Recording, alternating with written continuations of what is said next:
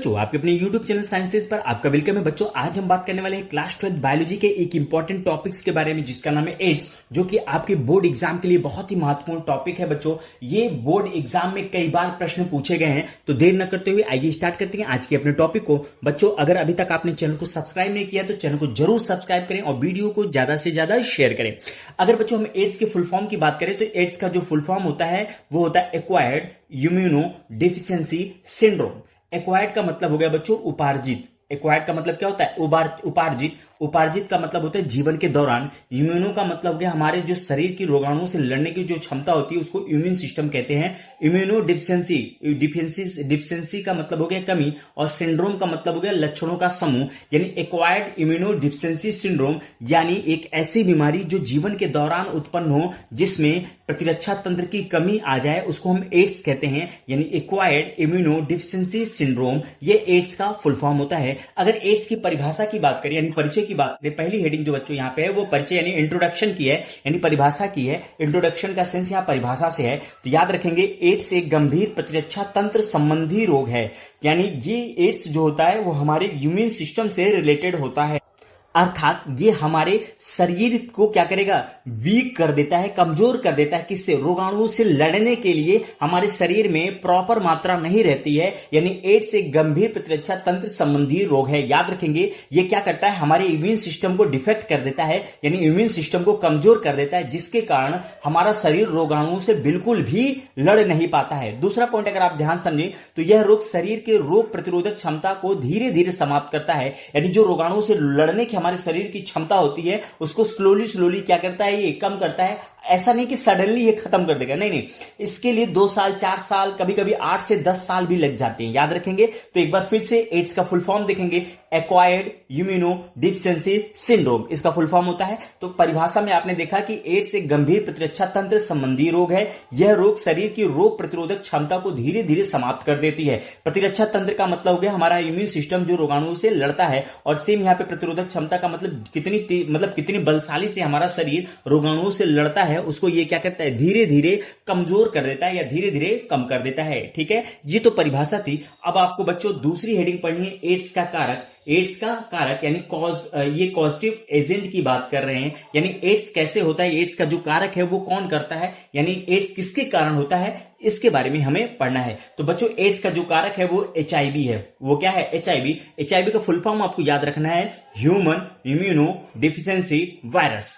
Human immuno deficiency virus, ये HIV का full form होता है बच्चों। यह एक क्या है? आपसे पूछा जा सकता है कि HIV क्या है? बैक्टीरिया है, वायरस है, प्रोटोजोवन है, फंगस है, तो आप बोलोगे ये क्या है? वायरस है। ये क्या है? वायरस है, जो मुख्य रूप से CD4, कौन सी सेल्स? CD4, जिसको आप हेल्पर टी लिम्फोसाइट्स के नाम से भी जानते हो, या जिसको हिंदी में सहायक कोशिका टी सहायक कोशिका के नाम से जाना जाता है। तो याद रखेंगे यह एक वायरस है जो मुख्य रूप से CD4 यानी हेल्पर टी लिम्फोसाइट्स पर आक्रमण करता है। यानी ये टी लिम्फोसाइट्स क्या होते हैं? ये टी लिम्फोसाइट जो होते हैं हमारे इम्यूनिटी को क्या करते हैं? मजबूत बना के रखते हैं। जब ये टी लिम्फोसाइट को ही डैमेज कर देगा तो हमारा जो इम्यून सिस्टम होगा वो अपने आप क्या होगा? वीक हो जाएगा। अगर बच्चों नेक्स्ट पॉइंट की बात करें तो यहां कोशिकाएं हमारे शरीर की प्रतिरक्षा प्रणाली को नियंत्रित करती हैं। कौन सी कोशिका की बात कर रहे हैं बच्चों? ये CD4 की बात करें। किसकी बात कर रहे हैं?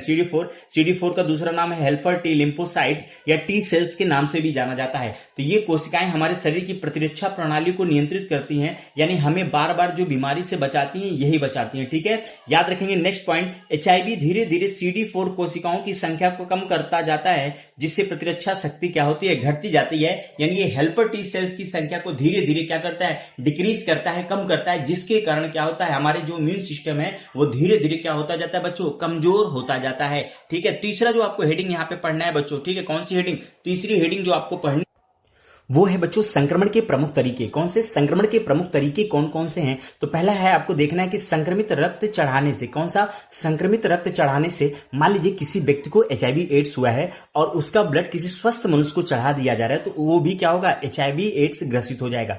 दूसरा बच्चों हेडिंग दूसरा जो पॉइंट यहाँ पे पढ़ना है संक्रमण के प्रमुख तरीके में, वो है असुरक्षित यौन संबंध से। यानी बिना किसी कंडोम के, बिना किसी प्रोटेक्शन के अगर कोई व्यक्ति क्या कर रहा है? प्रजनन कर रहा है, यौन संबंध बना रहा है, तो तो वो भी क्या हो जाएगा, ग्रसित हो जाएगा, किससे, एचआईवी से हो जाएगा। तीसरा, संक्रमित सुई एवं सिरिंज के प्रयोग से मान लीजिए कोई व्यक्ति है जिसको एचआईवी एड्स हुआ है और उसको जो है वो सुई इस्तेमाल की गई है, ठीक है।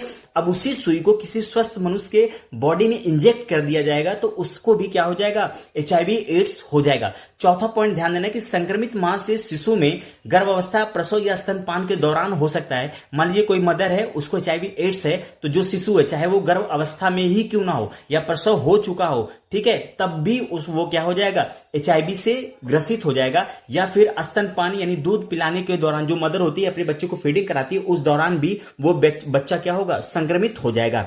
चौथा पॉइंट याद रखना बच्चों कि एड्स कैसे नहीं फैलता है, ठीक है, ये ध्यान देना है। एड्स कैसे नहीं फैलता है, अगर आप किसी व्यक्ति को, मान लीजिए वो व्यक्ति, उस व्यक्ति को सपोज दैट एचआईवी हुआ है, एचआईवी ग्रसित है, फिर भी आप उससे ये सारी चीजें कर सकते हो, यानी हाथ मिलाने से नहीं होगा। यानी अगर कोई व्यक्ति एचआईवी एड्स से ग्रसित है, आप उससे हाथ मिलाते हैं तो आपको एड्स बिल्कुल भी नहीं होगा। अगर आप उसके साथ बैठते हैं तब भी एड्स नहीं होगा, उसके साथ भोजन साझा करते हैं तब भी आपको एचआईवी एड्स नहीं होगा, आप उस व्यक्ति से गले मिलते हैं तब भी आपको नहीं होगा, या मच्छर काटने से, यानी उस व्यक्ति को मच्छर काट लिया और आपको भी मच्छर काटेगा तब भी नहीं होगा। छींकने से, खांसने से या पसीने से बिल्कुल इन चीजों से क्या करना है, अवॉइड करना है। यानी किसी व्यक्ति को एड्स हुआ है तो आप ये सारी चीजें उसके साथ बिल्कुल ना करें। यानी ऐसा नहीं कि उसके साथ हाथ मत मिलाइए, उसके साथ बैठिए मत, उसके साथ भोजन मत करिए, उसके गले मत मिलिए, ठीक है, या उसके छींकने, खांसने या पसीने से आप क्या करें, दूर हटिए, ऐसा कुछ भी नहीं है। आप इन ऐसी चीजों को इग्नोर कर सकते हैं। यानी एड्स कैसे नहीं फैलता याद रखना है। अगर आप किसी व्यक्ति से हाथ मिलाते हैं,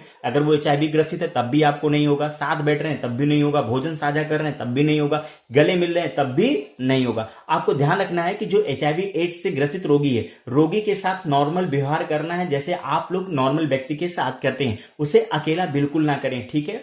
ऐसा ना करें कि तुम्हें एचआईवी एड्स हो गया चलो भागो यहां से, ऐसा बिल्कुल भी नहीं है। अगर उस व्यक्ति को एड्स हुआ है तो नॉर्मली जैसे आप दूसरे फ्रेंड को ट्रीट करते हैं, आप उस व्यक्ति को भी ट्रीट कर सकते हैं। आपको बच्चों जो 5वीं हेडिंग पढ़नी है, सिम्टम्स यानी प्रमुख लक्षण क्या क्या होंगे, ठीक है। यानी एचआईवी, कोई किसी व्यक्ति को एचआईवी एड्स हुआ है तो उसमें बॉडी में सिम्टम कौन कौन से नजर आएंगे, उनको आपको एक एक करके देखना। पहला, उस व्यक्ति का लगातार वजन क्या होगा, कम होगा, नहीं वेट लॉस होगा, बार बार उसको क्या होगा, फीवर आएगा, उसके शरीर में अत्यधिक कमजोरी व थकान महसूस होगी, लंबे समय तक क्या होगा, दस्त बना रहेगा, बार बार उसके शरीर में इंफेक्शन होगा, जैसे टीबी, निमोनिया इत्यादि रोगें क्या होंगे उनके शरीर में बार बार आएंगे, त्वचा पर दाने, मुंह में सफेद धब्बे और रात में पसीना आना, ठीक है, सफेद धब्बे, रात में पसीना आना, ये सब क्या है, लक्षण है। बच्चों नॉर्मली अगर आप इन लक्षण को पढ़ेंगे तो ये कहीं ना कहीं आप में भी आते हैं, ठीक है, तो इन लक्षणों को अपने बॉडी से रिलेट मत करिएगा, ठीक है। ये एचआईवी एड्स ग्रसित व्यक्ति में है, ठीक है, ये नॉर्मल लक्षण है, इसलिए इस बीमारी का जल्दी पता नहीं चल पाता है। कभी कभी इसके लक्षण दिख तो जाते हैं, लोग समझ नहीं पाते हैं और 8 साल 10 साल के बाद पता चलता है। यानी एचआईवी एड्स आज हुआ तो 8 साल के बाद पता चलेगा कि इस व्यक्ति को एचआईवी एड्स हुआ है, ठीक है बच्चों। अगर हम इसके प्रमुख लक्षण के बाद इसके प्रिवेंशन यानी रोकथाम की बात करें, किसकी बात करें, रोकथाम यानी प्रिवेंशन की बात करें, तो क्या क्या कर सकते हैं हम।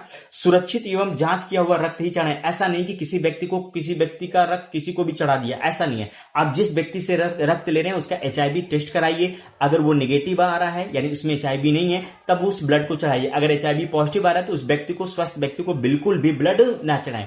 नई एवं स्वच्छ सुई सिरिंज का प्रयोग करें। ऐसा नहीं कि एक ही सुई बार बार सबको इस्तेमाल करें, नहीं, पर व्यक्ति के लिए अलग से सुई होनी चाहिए, क्लियर है। सुरक्षित यौन व्यवहार अपनाएं यानी कंडोम का प्रयोग करें, प्रोटेक्शन का इस्तेमाल करें, ठीक है।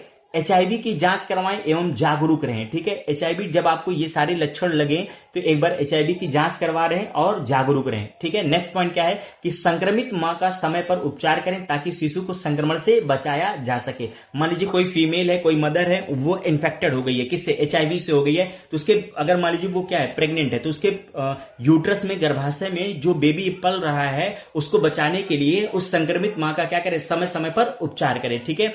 नेक्स्ट, नशे की लत से बचे, क्या होगा, नशे की लत से बचे और स्वच्छ जीवन शैली अपनाएं। आपको ये पूछेंगे कि नशे से कैसे ये एचआईवी एड्स हो जाएगा। मान लीजिए कोई व्यक्ति है, नशा कर रहा है, ठीक है, और वो अपने शरीर में इंजेक्शन को, किसको, इंजेक्शन के थ्रू क्या कर रहा है, वो नशे को ले रहा है, ठीक है। और मान लीजिए कोई दूसरा व्यक्ति है जिसने क्या किया है, अभी जस्ट पहले, कुछ देर पहले उसने सुई के थ्रू, इंजेक्शन के थ्रू नशे को लिया है और उसको ये नहीं पता कि वो एचआईवी एड्स से ग्रसित है, और उसी इंजेक्शन को एक स्वस्थ व्यक्ति क्या ले रहा है, दवा के फॉर्म में, यानी कोई नशेड़ी है उसको नशे की दवा आती है ना, उसको क्या कर रहा है, अपने शरीर में ले रहा है। तो उस व्यक्ति का इस्तेमाल हुआ सुई ये भी इस्तेमाल कर रहा है, तो ये नशे के थ्रू फैल रहा है ना, तो इसीलिए नशे की लत से बचे और स्वच्छ जीवन शैली।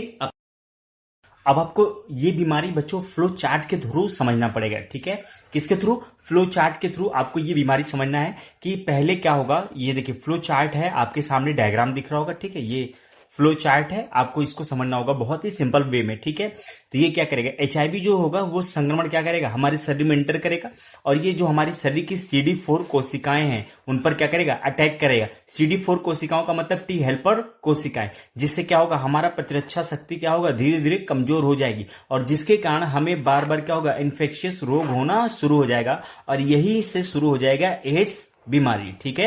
यानी पहले से एचआईवी हमारे शरीर में पहुंचेगा, संक्रमित कर देगा, जिससे हमारे CD4 कोशिकाओं पर अटैक करेगा और इससे क्या होगा, हमारे शरीर का इम्यून सिस्टम वीक हो जाएगा और बार बार हमारे शरीर, जब शरीर कमजोर हो जाएगा तो बार बार बीमार ही पड़ेगा। तो यहीं से एड्स की क्या हो जाती है बच्चों, शुरुआत हो जाती है। अगर आप एचआईवी वायरस का डायग्राम देखें तो ये देखिए एचआईवी वायरस का क्या है, डायग्राम है, आप देख सकते हो। ये जो बाहर की तरफ ये ग्रीन कलर का दिख रहा होगा, ये क्या है, आवरण है, ठीक है, जिसको खोल बोलते हैं, ठीक है। ये ऊपर जो बना हुआ स्ट्रक्चर दिख रहा है, मशरूम जैसा दिख रहा है आपको, ये ए वाला, ठीक है। तो ये क्या है, ग्लाइकोप्रोटीन का बना होता है, ठीक है। ये देखिए इसके बाहर वाला जो स्ट्रक्चर है ये कैप्सिड यानी कैप्सिड का बना है, जिसे प्रोटीन आवरण के नाम से जानते हैं, ठीक है बच्चों। और ये देखो रेड वाला जो स्ट्रक्चर दिख रहा होगा, ठीक है, ये वाला, ये क्या है, आरएनए है। ये क्या है, आरएनए है। आरएनए जो होता है इसमें आनुवांशिक पदार्थ होता है। आनुवांशिक पदार्थ का मतलब ये हो गया कि माता पिता से बच्चों में जो लक्षण लेके आते हैं वो आनुवांशिक पदार्थ होते हैं। जैसे मानव में आनुवांशिक पदार्थ कौन है, डीएनए है बच्चों, कौन है, डीएनए है। वैसे ही वायरस में आनुवांशिक पदार्थ कौन होते हैं, आरएनए होते हैं, ठीक है। और यहाँ पे आप देखिए रिवर्स ट्रांसक्रिप्टेड एंजाइम होते हैं। कौन से एंजाइम, रिवर्स ट्रांसक्रिप्टेज एंजाइम होते हैं, ठीक है। ये अच्छा आप पूछ सकते हैं कि रिवर्स ट्रांसक्रिप्टेज एंजाइम का काम क्या होगा, ठीक है। रिवर्स ट्रांसक्रिप्टेज एंजाइम का काम क्या होगा, तो ये आरएनए क्या करेगा, जब हमारे सेल में एंटर करता है, ठीक है, आरएनए हमारे सेल में एंटर करेगा तो ये क्या करेगा, रिवर्स ट्रांसक्रिप्टेज एंजाइम की सहायता से डीएनए का निर्माण कर लेता है, ठीक है। और यही डीएनए हमारी कोशिका में उपस्थित डीएनए को क्या कर लेते हैं, कैच कर लेता है, यानी ये डीएनए इसको हाईजैक कर लेगा। तो ये जैसा चाहेगा वैसा ये वाला डीएनए करेगा। कहने का सेंस है कि आरएनए रिवर्स ट्रांसक्रिप्टेज एंजाइम का इस्तेमाल करके डीएनए का निर्माण कर लेता है। किसका, डीएनए का निर्माण कर दिया, ठीक है। अब ये जो आरएनए नहीं रहा बल्कि अब क्या हो गया, डीएनए। ये डीएनए हमारे सेल्स में चला जाएगा और हमारे सेल्स में क्योंकि पहले से डीएनए उपस्थित है तो ये इसको हाईजैक कर लेगा। ये जैसा कहेगा वैसा ये डीएनए करता है, ठीक है। याद रखेंगे आप इस चीज को, रिवर्स ट्रांसक्रिप्टेज एंजाइम का बस इतना सा काम होता है बच्चों, ठीक है। ये एचआईवी का क्या था, लेवल डायग्राम था।